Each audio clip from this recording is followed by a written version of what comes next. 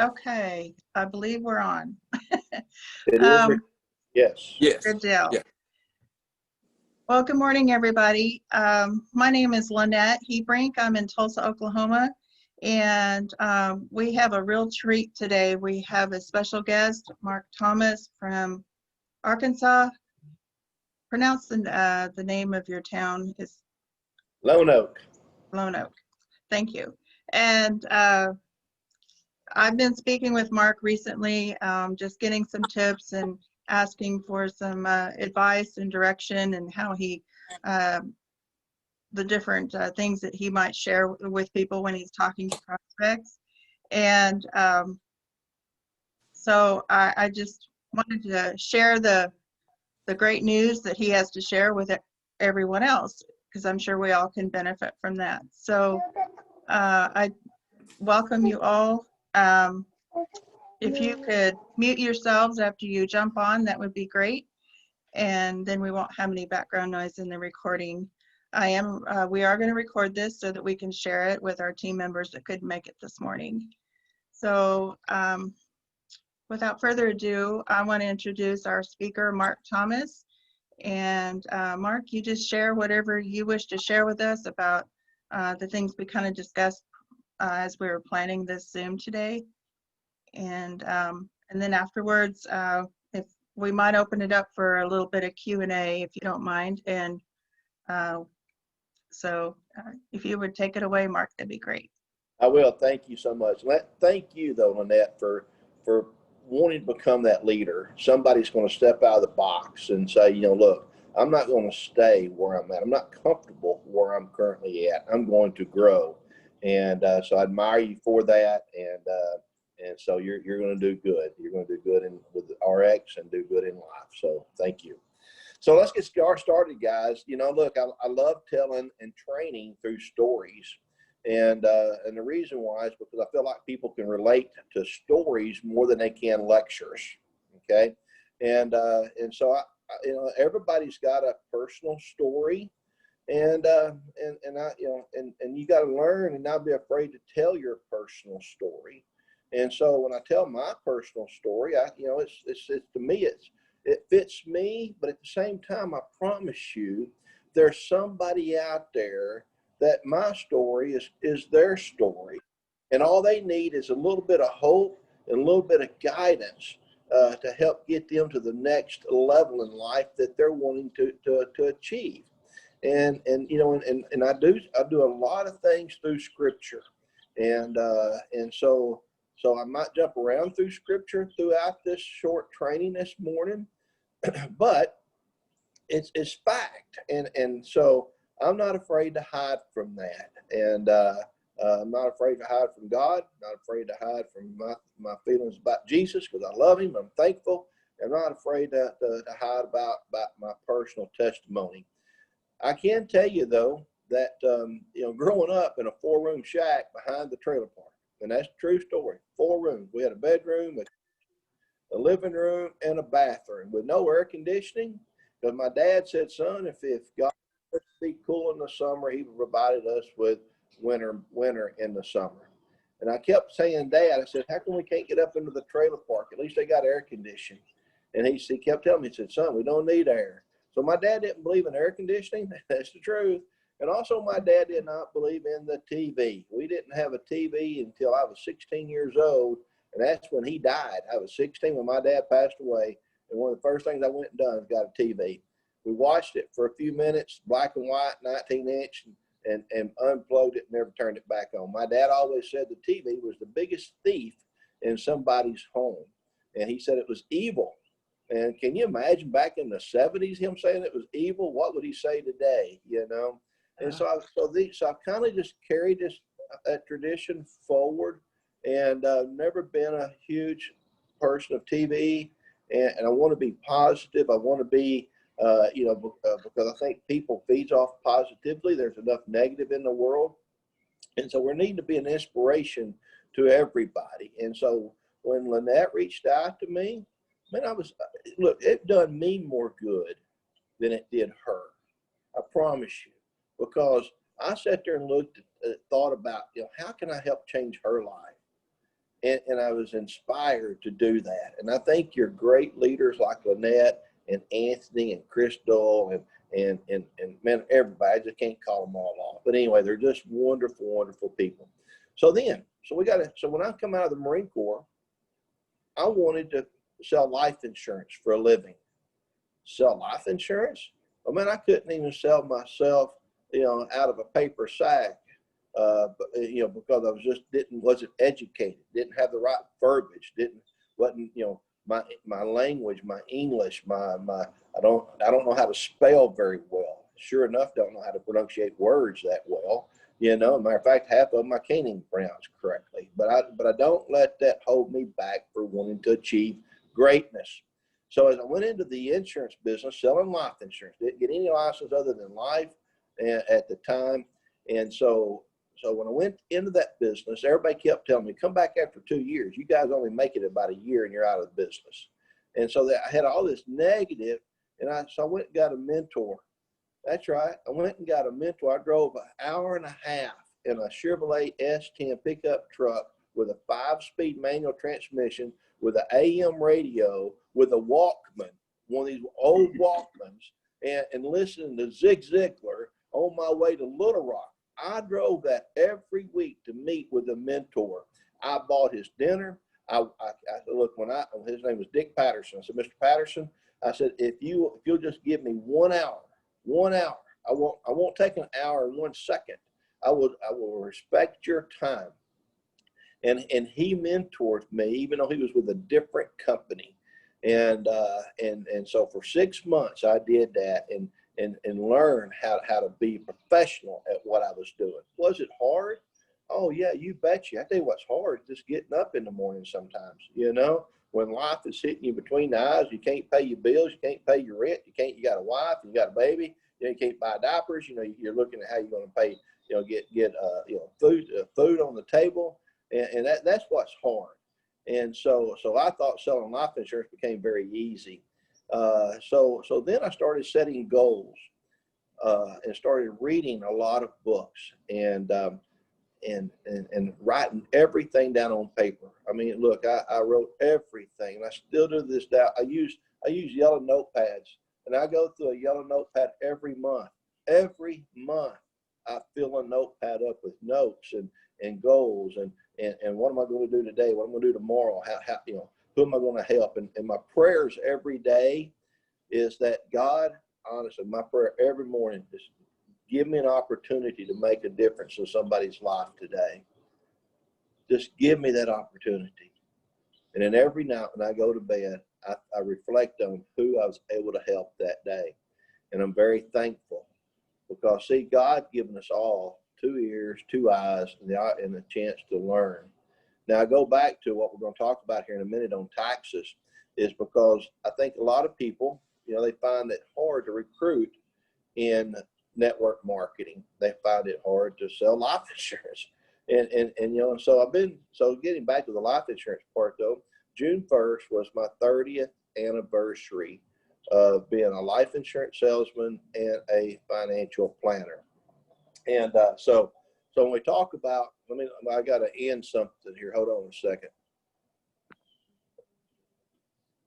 Are we there? Sorry, somebody's calling me. All right. So 30 years. Can you imagine that? I'm one of the oldest licensed people in Arkansas, but also have license in 9 different states. And so my business has grown dramatically. Then I started looking at, I don't know, probably 15 years ago, network marketing, because I kept telling my clients, look, here was what I tell them. If I could show you how to save $200 to $400 a month in your net take-home pay. So in other words, I can increase your net take-home pay by $200 to $400 a month without asking your boss for a pay raise and without affecting your normal year-end tax return when you get through doing your taxes. Would you have an interest in visiting with me? In other words, I'm putting money back in their pocket. They're not having to take money out of their pocket. So they'd always say, well, sure. Well, then I'd go to them and I'd say, if it was a school teacher and be a factory worker, whatever it might be. Now you can't help people if they're poor like that, but if they're making at least, $40,000, $50,000 a year or more. So then you could increase their net take home pay. Then you could help them dramatically every month in their monthly budget. So when I went there, I talked to them about their deductions. The only deduction they had was their mortgage. So when I got to talking about their mortgage, and a morgue in French means till death, okay? Then I say, why do you even want to deduct your interest off of your mortgage? I said, you should have your mortgage paid off. I said, because scripturally, it says for us to not participate in the usury, okay? And it's owe no man nothing. Well, a mortgage is the biggest usury thing out there that Americans are participating in. So in my financial planning, I always advise, let's take all the money you can get your hands on, including your 401k. I know people's going to get me on that one, but I'm not for 401ks, and I can prove it all day long on the numbers. I'm for taking that money and getting rid of your mortgage, because once you get rid of debt, then if you have a disaster in your family, at least you can live. You should got a roof over your head. And disasters happen. If you don't believe me, look back since the beginning of time. There's always a disaster happening. So I'd sit down with that couple and I'd go over these strategies I'm going to talk to you about right now. And when it was all said and done, then they say, wow, how come we're not taught this in school or taught this in college, or how come our CPA has not communicated this with us? And there's, and I can't give the reasons for all of that. I just know is that God said for you to be a good steward of his money, not somebody else, not give it to somebody else. You're the one who's supposed to seek wisdom. You're not supposed to sit back and wait for somebody just to give it to you voluntarily, because it's just not going to happen. Okay. And so you're the one who's supposed to seek wisdom. So we seek wisdom, and I seek wisdom because in scripture it says to render unto Caesar's what's Caesar's and what's God's when it comes to taxes. And so when I first got into the insurance business, I went from making $13,700 a year to the first 6 months. I started June 1st of 1990, and at the end of that year, I made $68,000. Well, man, I didn't know anything about taxes. I owed the government $18,000. I owed the government $18,000 of what I'd made for that last half of the year. And I'm going, okay, I done spent that money. Nobody told me I had to do that, So I got educated in taxes pretty quickly. And so therefore, I use this as a way to recruit it in selling my financial planning business. And then, because back when that school teacher and that factory worker, I'd ask them, what do you want to do? If you was going to keep your daytime job, okay, I tell everybody, keep your daytime job and open up a part-time business out of your home. What is it that you're interested in? So I had one lady says, look, I love repairing softball gloves for the softball teams.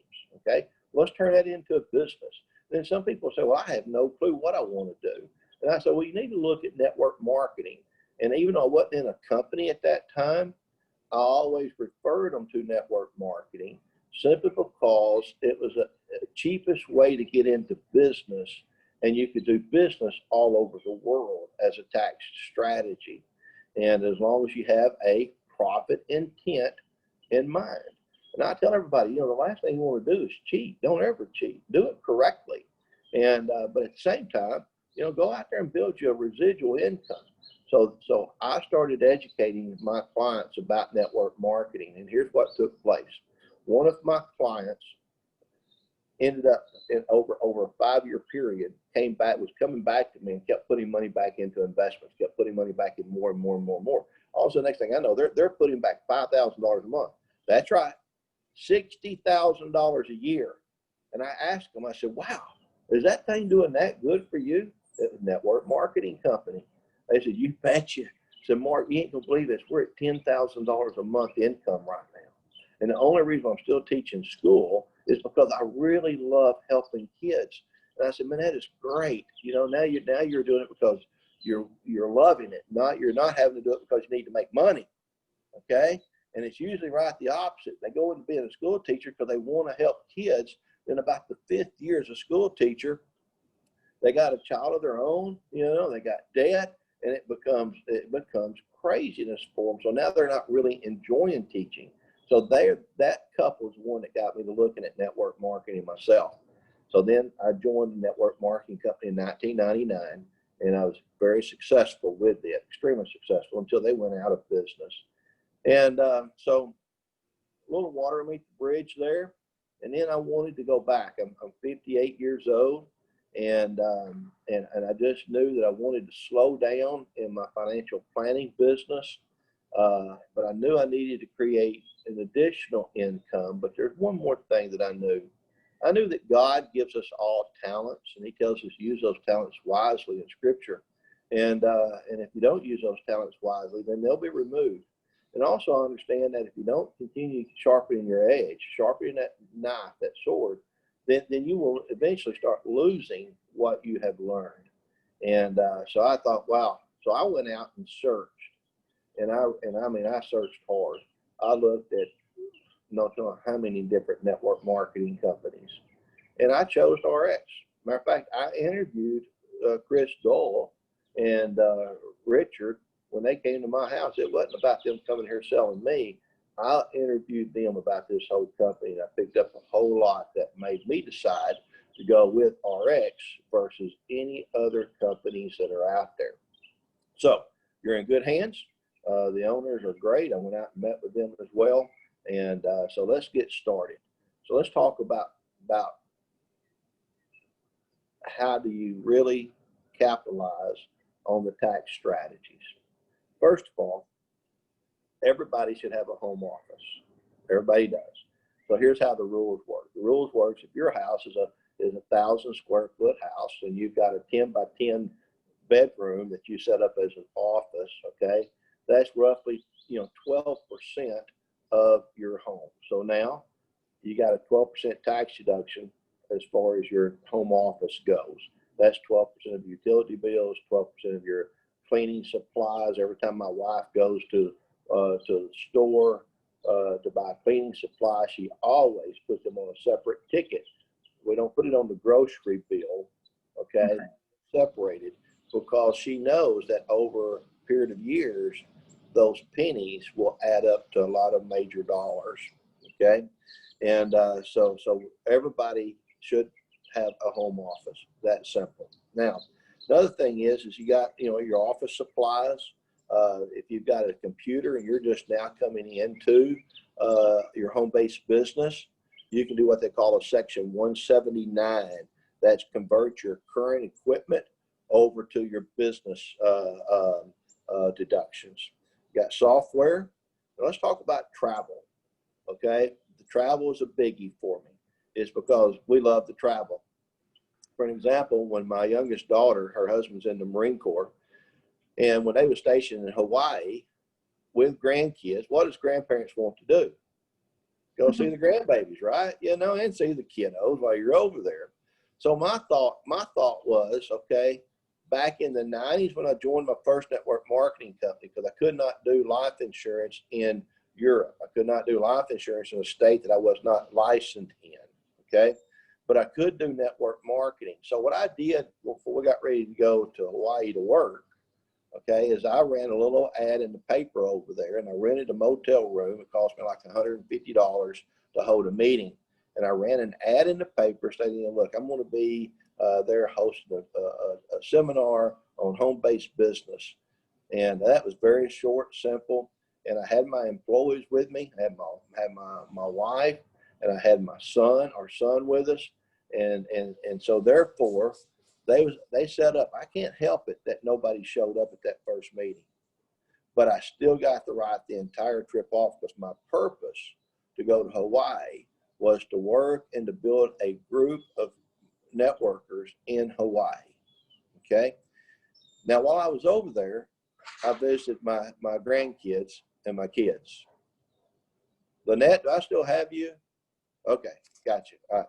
And so then you got to look at the IRS rules. The IRS rule says that for every 4 hours of travel, you get 8 hours off.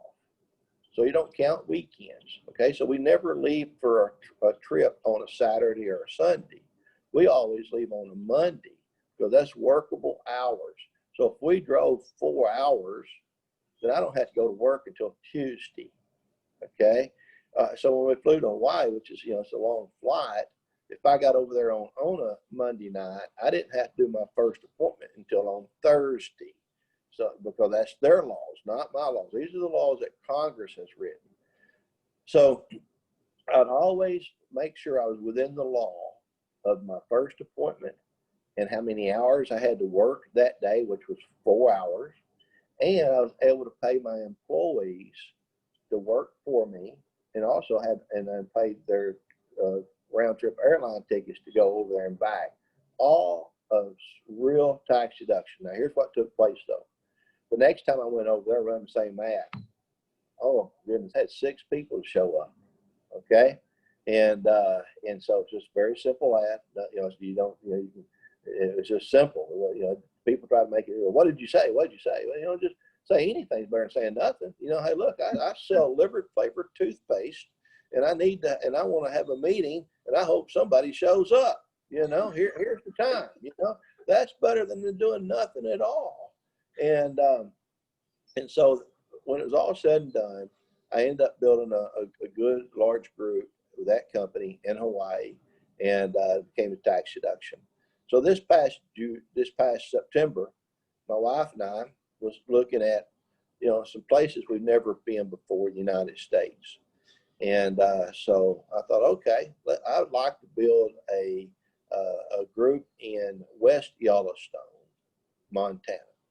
I want to build a group in Chester, Wyoming, Cody, Wyoming. So my purpose was to go there and start recruiting local people. And while we was in Cody, Wyoming, I sat beside a guy that lived there, but he was from Texas. And I've got his information.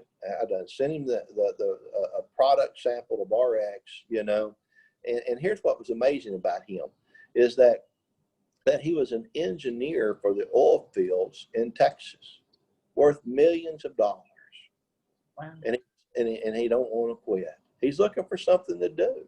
See, successful people are looking for something to do. They don't sit around watching TV. They don't sit around, twiddling their thumbs. They don't sit around, just that they want something to do. That's what keeps them living longer.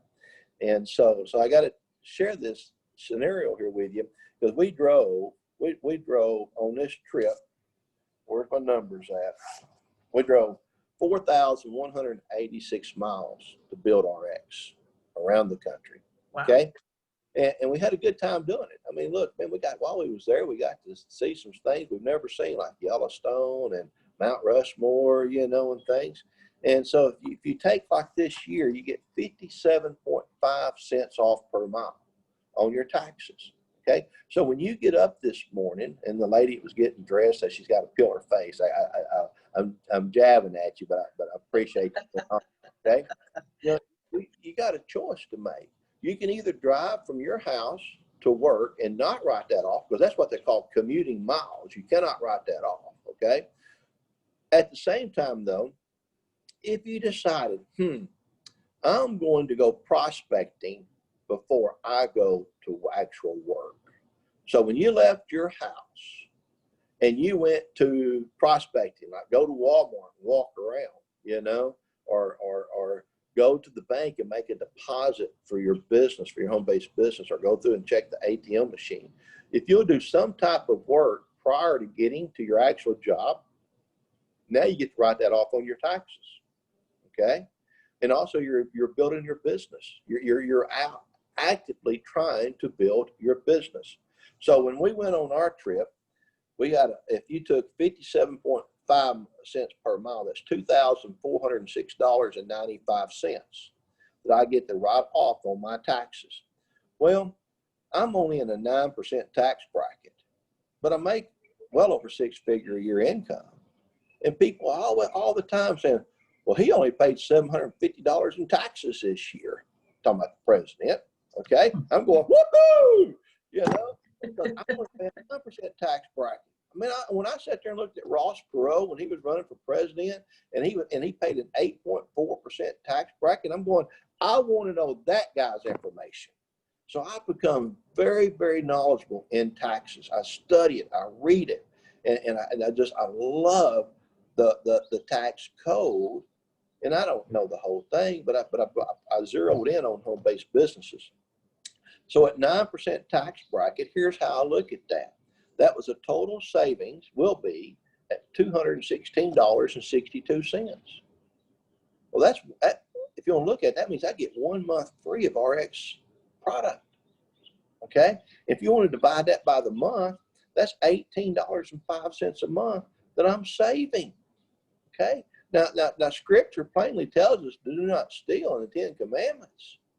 And I'm sitting there going, man, you know, if you know Scripture, and if you know the laws and the tax laws, and you deliberately did not write this down because you're lazy, okay? First of all, God don't reward laziness.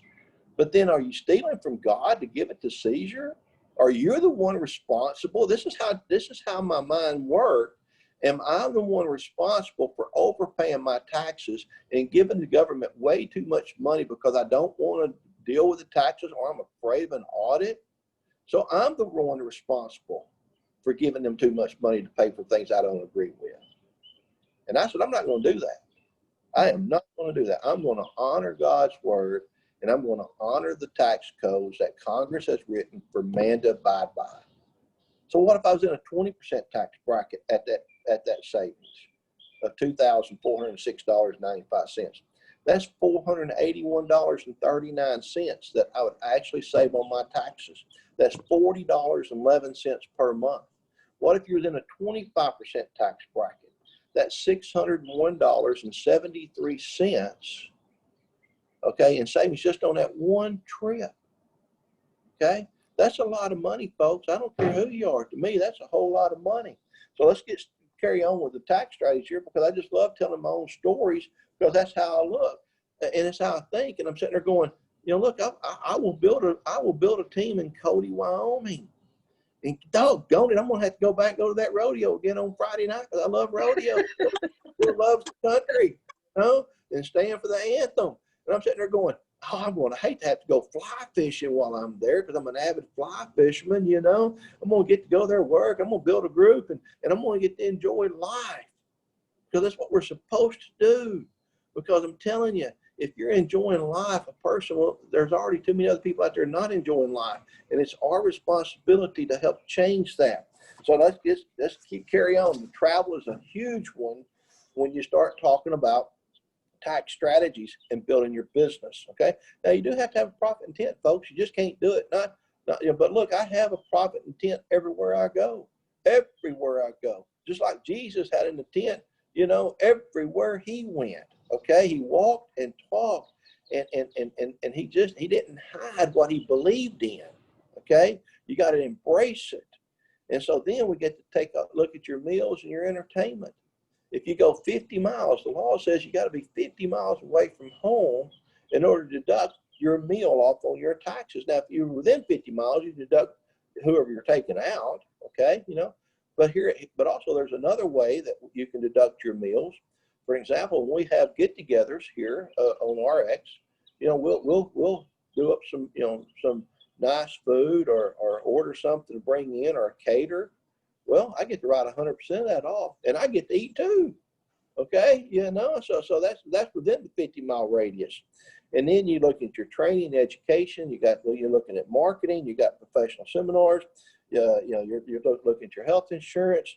You got your gift, your holiday gifts. In other words, when you're getting ready to, the holidays coming up, you know, go send them your RX product. You know, do something that's going to promote your business. Okay.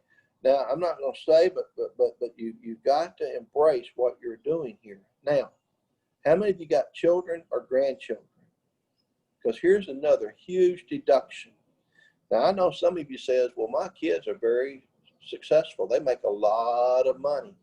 And it's not how much they make or how much you make. It's how much we keep counts. Okay. And so we as parents, you don't know what you don't know. So most of the time, we've not taught our kids anything about money or taxes. We taught our kids how to go get a good education so they can get a good job, so they can make a lot of money and be miserable, basically, okay? Because they got to work for the next 40 years. They're going to work 40 hours a week, and they're going to retire on 40% less on what they could not live on to start with, okay? And the reason why I say that is because after 30 years in the market, you don't win. Wall Street wins, okay? Your 401ks are up and they down. Every 10 years, there's a market correction.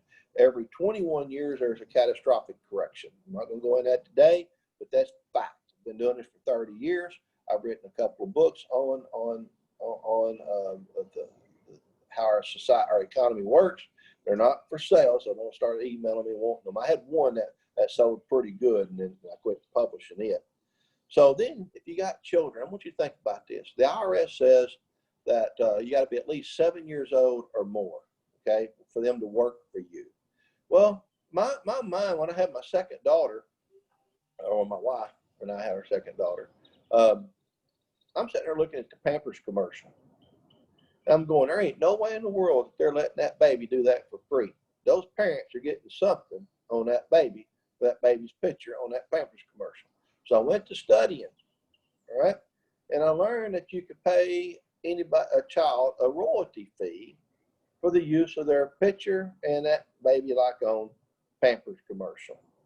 So I put my daughter's picture, my newborn baby. Boy, she was born, November the 13th, 1995. And man, I tell you what, I just sat there and I put her picture on my card. And guess what happened to my sales? Every time I handed my business card to somebody, they look at the baby's picture. They didn't even see that I was in the insurance business. The whole conversation turned to that baby. And I'll never forget that particular year, that first year I done that, my income exploded to well over $300,000. Unbelievable. I wasn't working any hard. Matter of fact, I wasn't even working as hard. And it was all because of that picture, okay? So I paid my daughter the $3,300 royalty fee that year and the year after that and the year after that, and put that back for her to use later. So there is ways to do it. But if you're over 7, now you get to put them to work for you. And here's how I've beat some audits and on how much I paid my children to work for me, is that if I have them to file, then I called down to the hiring location in Little Rock, and I'd say, look, if I'm going to ask you I need a secretary, how much would you charge for her or him to come to my home and to work for just a few hours each day? And I'll never forget, this lady said $18.50 an hour, and this is back in the 90s, okay? And I said, okay, will you fax that to me? So she faxed that to me, and that's how much I paid my oldest daughter to work for me. Wow. Okay. And so therefore, I justified, it was going to cost me that for somebody I didn't know. I'd rather pay somebody I did know. So here's an example. In 2019, if you can pay your child today $12,200, you might say, well, I can't afford to pay my children $12,200 because we're living paycheck to paycheck.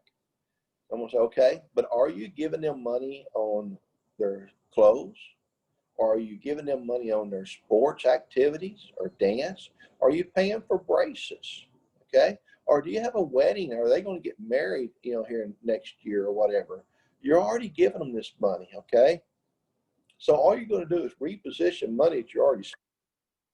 Put them to work for you legitimately in your business. Hey, look, my kids has went around knocking doors. Okay, and they've handed out my business cards because they knew they was going to make money to do that. Okay, and so pay your kids to legitimately work for you. They're going to learn the work ethics. But also, here was something else when I first started all of this years ago, is that I could not, Lenette, do I have you still? Something went on. So I could not afford to pay my kids and them keep their money. So there was a few times I said, hey, okay, Ashley, my oldest daughter, I need you to make the house payment this month. Okay, because I just got through paying her good wages.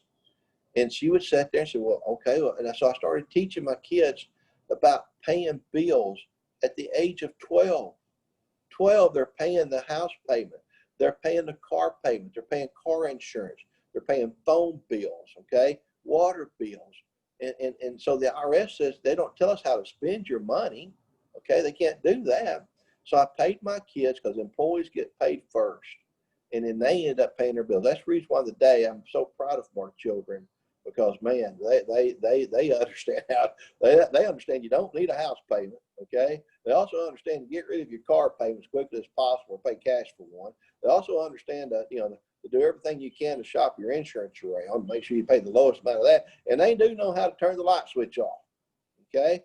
Most kids don't even know how to flip a light switch, okay? So we educated our children, because think about this. At $12,200, that is 100% tax deduction for you, and it's 100% tax free to them. So you might say, well, I didn't make $12,000 in RX, but what if you made $50,000 at your job, and you went and you done what they call a sole proprietorship tax return? Then that gets to come off of your $50,000 income at your work as well. That's how come I was able to, when I use the wording, if I can show you how to save $200 to $400 a month, increase your net take-home pay. If I can show you how to increase your net take-home pay by $200 to $400 per month without asking your boss for a pay raise, would you have an interest in visiting with me? All I'm asking is for 32 minutes. 32 minutes, that's it. When I sat down at that 32 minutes, I stick to that 32 minutes. Now, why 32 minutes, or why 28 minutes, or why don't you say 15 minutes or 30 minutes or an hour? Well, that's what everybody else does. But when you throw that odd number in there, the subconscious mind immediately don't know how to react, so they react in your favor, all right? So talk to people about home-based business. Talk to people about how they can increase their net take-home pay by $200 to $400 per month. You don't become the accountant. When they start asking all these tax questions, you know, I refer people to go buy TurboTax software for home-based business. That's right. Go get educated. Okay. Now, if they might say, well, my accountant says you're going to get taxed. Well, then my questions to accountants are you working for the IRS? Or are you working for me? Are you going to do something wrong to create an audit? If not, I don't want you to be my accountant. But are you adverse? Do you understand all the tax strategies of a home-based business? And if they hesitate, then don't do business with them. Look, you're the ones responsible for your income. You're the ones responsible for what you're doing in life financially and everything else. You're the one that needs to get educated about taxes. So when you go down through here, and we talk about if you got two children, I'm about to wrap it up here, okay? If you got two children and you pay both of them $12,200, that's $24,400 for that year for working for you, okay? That's a lot, all right? Then if you went on a business trip, and while you're on that business trip, you went to, you know, got to get some sun at the beach, or you got to see Mount Rushmore, but you went on it and you really wanted to build a business where you was going. So let's say you spent $5,000 on that business trip, all right?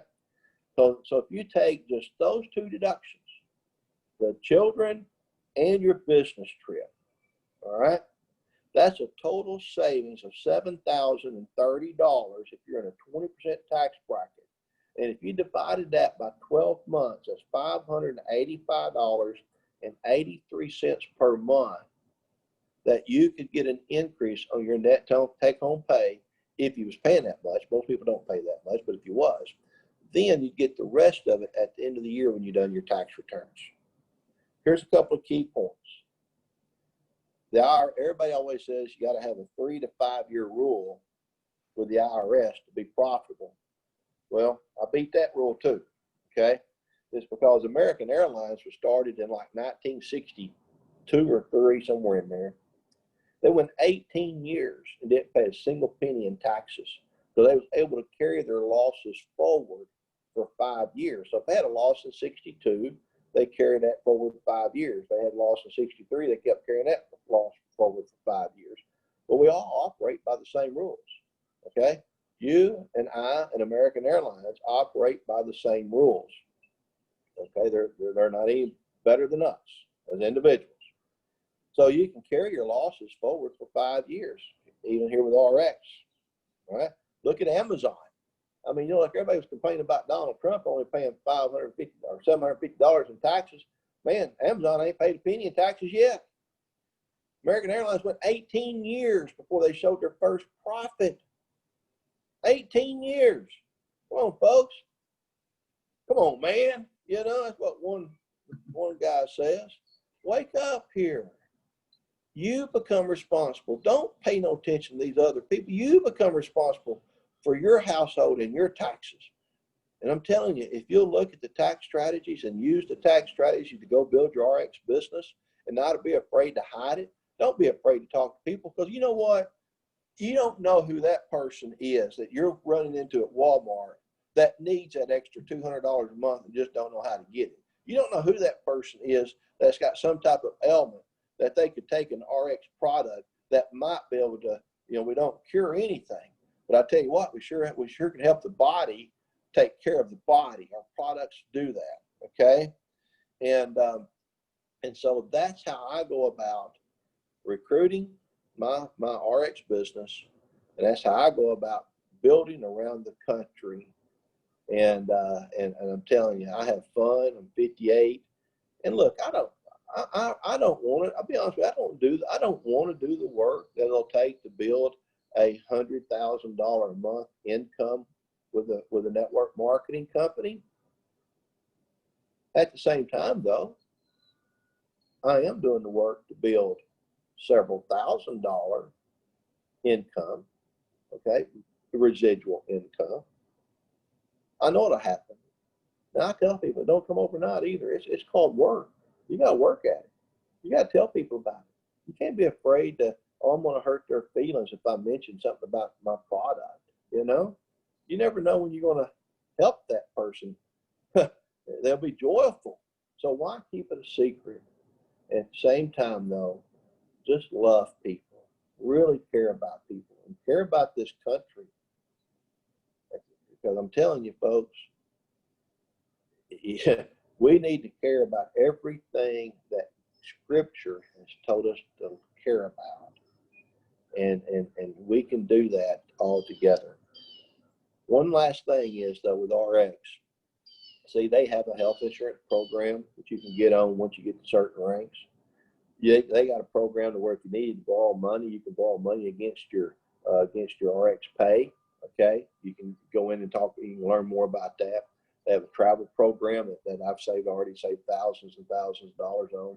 Because when you're an entrepreneur, when you're a 1099 employee, or when you're self-employed, the banks don't want to loan you no money, period. Because you don't show no income. You show a lot of losses. So therefore, you might need to borrow money at some point in time. Just go build your RX business where you can borrow against your RX pay, and therefore everybody wins. Lenette, back to you. Wow, Mark, thank you so much. That was a wealth of information. I took notes as much as I could, but I'm thankful for the recording so that I can review and go back and take more notes, because there's just a wealth of information. I did see questions in the chat that if you don't mind, Mark, if we could address those really quick. Sure, let me throw one more thing in here, okay? Okay. I forgot. One of the most powerful things you can do to build your business is learn the art of asking the right questions. I bought a series back in the 90s from Bill Mayer, and his deal was the art of asking the right questions. And so I learned that inside and out. And then Trey Gowdy writes this book, okay, and I'm showing here, all right? Okay. It doesn't hurt to ask, using the power of questions to communicate. connect and to persuade. I'm on my second time to read the book since I've got it, this 2 weeks ago. So learn how to ask the right questions. And I'm telling you, Trey's got a great book there. Go ahead. Okay, great. Well, I see a question here from Jessica in the chat. She says, is it possible to avoid self-employment tax as well? Her CPA said deductions only count toward income taxes. The self-employment tax is the one that's the hardest one. But if I'm not mistaken, I think Donald Trump, our president, signed a deal where he was getting rid of the self-employment tax up to a certain amount of income for this year. So check on that question. Don't verify it through me, verify it through Google or whatever. But no, as far as the self-employment tax goes, that's something that the government's always going to gig you with. Okay. All right. Does anyone else, if you have any questions, unmute yourselves and ask Mark a question while we have him before we want to wrap up this call, because I think there's another Zoom, a Coach's Corner Zoom here at 9 o'clock, and we don't want to keep people from attending that if they can. So does anybody else have any questions? Mark, this is Jessica. Thank you so much for the clarification. I appreciate it and loved your information this morning. That's super helpful. I have 3 kids I'm going to start putting to work for me. Teach them, educate them. Good job. Yep.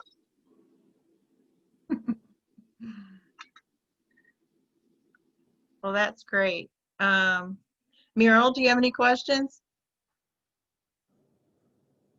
Oh, if you want to mute yourself. Yeah, I said no.